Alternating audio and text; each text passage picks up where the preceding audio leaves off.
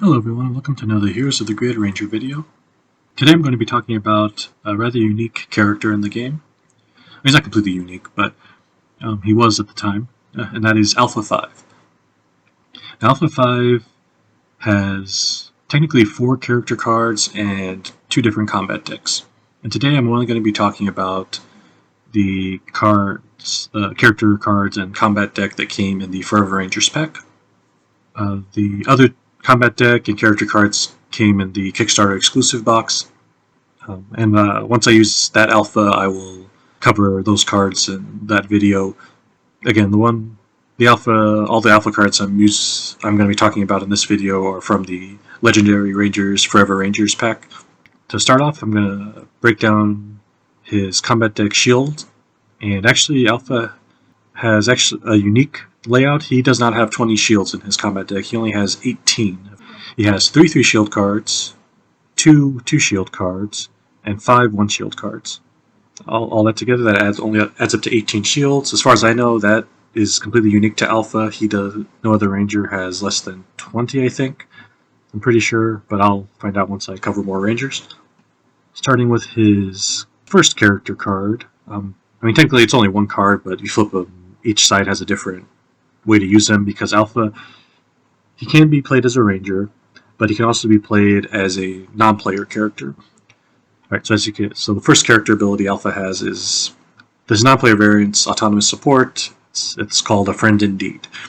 Its ability says at the start of each round, reveal cards from the Alpha 5 deck to refill the row, max 3.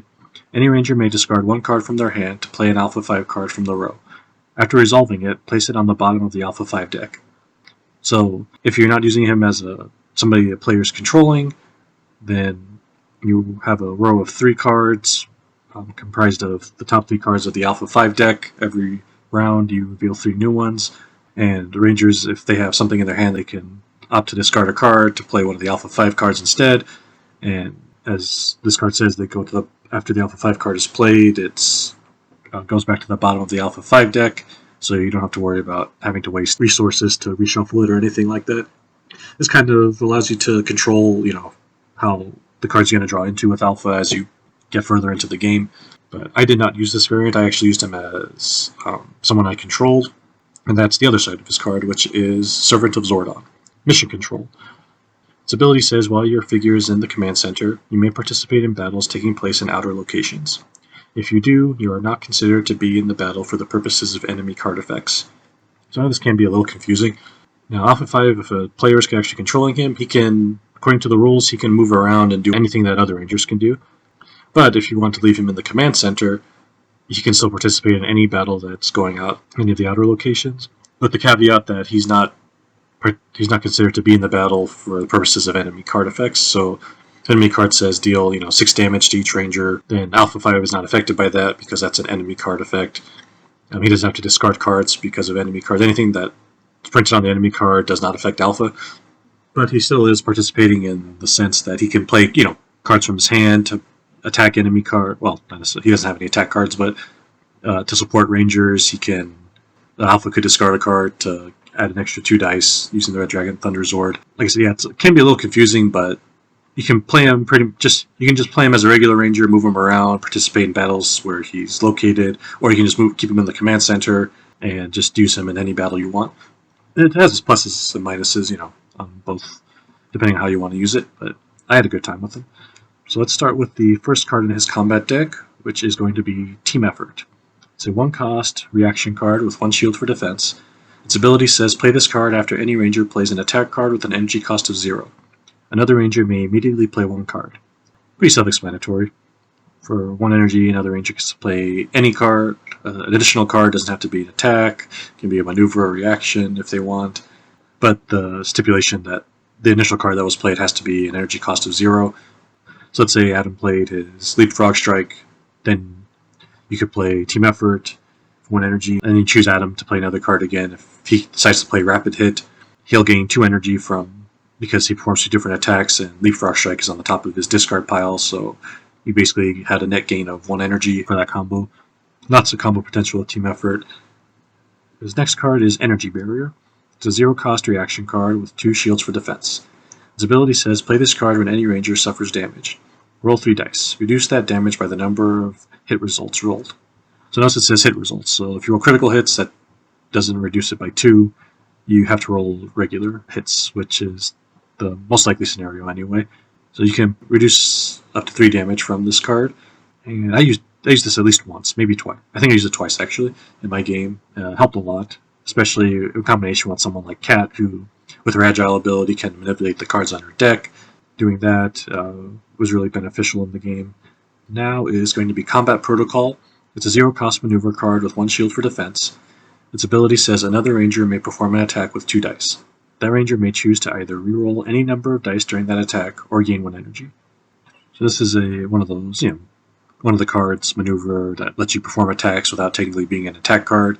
Unfortunately, that also means that it's beholden to the rules of normal attacks and that you can't choose an enemy card that's being guarded.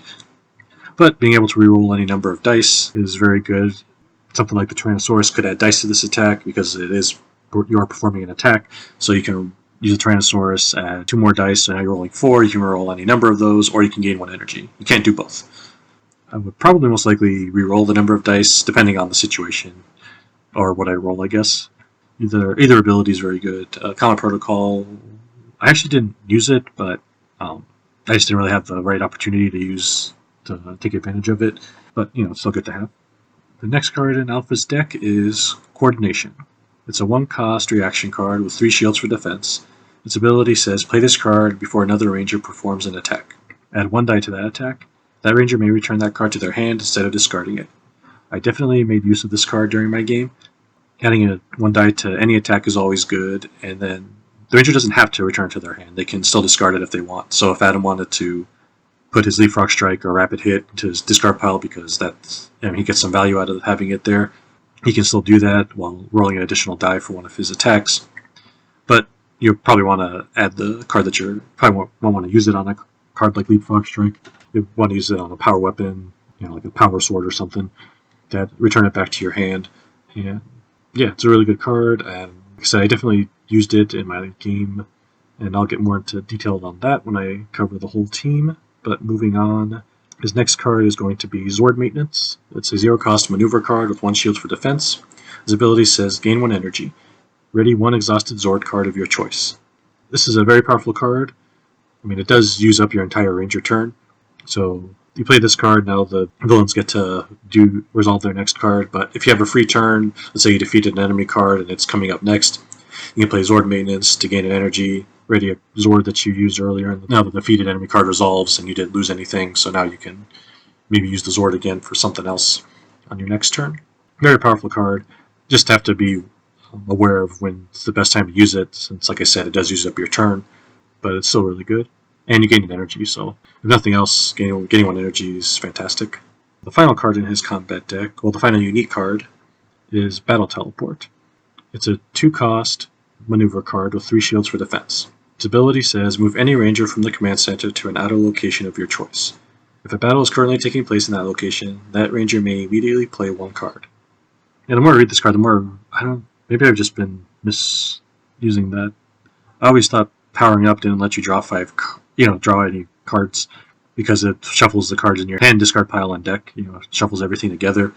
Not you didn't draw any cards when you did it, but the way this card is worded, you would have to be, otherwise that second ability of immediately playing 1 card would be pointless, because you wouldn't have any cards in your hand because you healed yourself, but then you didn't draw anything, so you go to the next battle. Unless when you go to a battle, since you're teleporting to the battle, you get to draw cards. Maybe that's the workaround.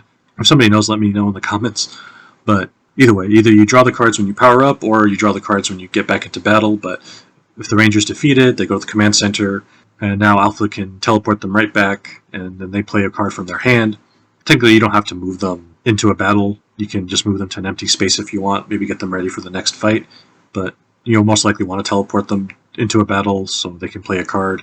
So if Adam was defeated, let's say he went back to the command center, you can use Battle Teleport, and then Adam, if he was lucky enough to draw his Power X, you could have him immediately play that. He still has to pay the 3 energy, but it's still a great card to play.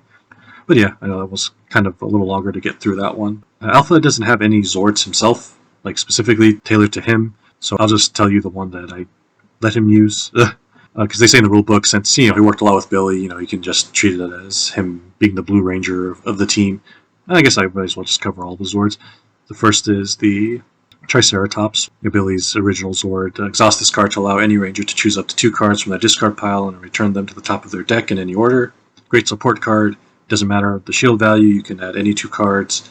The card that I used was the Unicorn Thunder Zord. Its ability says exhaust this card, choose a number of cards in Ranger discard piles with a total of up to 4 shields. Place those cards on top of their respective Rangers' decks in any order.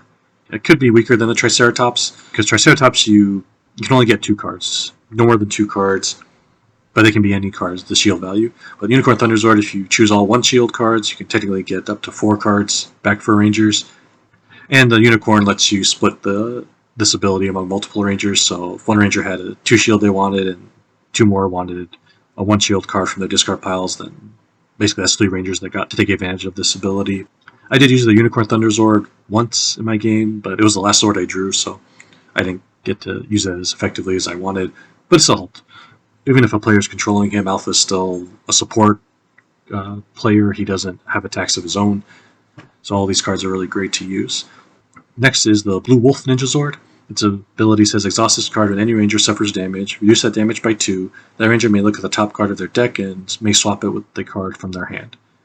Finally, the last card that, if using him as the Blue Ranger, the last card he can use is the Blue Shogun Zord. The Blue Shogun Zord's ability says exhaust this card during a battle. Gain 1 energy and deal 1 damage to an enemy card of your choice. A very basic card. Like I said when I covered Billy, this is kind of a combination of his star abilities, his Mighty Maces and Counter Jab. Using those star abilities, combine them into one for the Zord. This is actually one of the few ways Alpha actually can deal damage. But yeah, Alpha, since, like I said, in the rulebook they said, you can use him as the Blue Ranger, even though he technically isn't, so I guess he could control any Zord he wants in the game. So, have fun with Alpha in terms of giving him a Zord. And next I'm going to break down Alpha's combat deck, a little more specifically. He has 2 copies of Coordination, 2 copies of Energy Barrier, 2 copies of Combat Protocol, 2 copies of Team Effort, 1 copy of Zord Maintenance, and 1 copy of Battle Teleport. Yeah, whether you choose to use Alpha as a non-player character or as a player-controlled Ranger, he has a lot to offer the team. Like I said, he's mainly a support Ranger. Like I said, I did use him as if I was controlling him myself, but in terms of how I moved him around and stuff like that, I'll explain that more in my next video, in which I'll cover the entire team. But in the meantime, head on over to OnceARanger.com, check out the full card database, and affiliate links will be provided below. Thank you.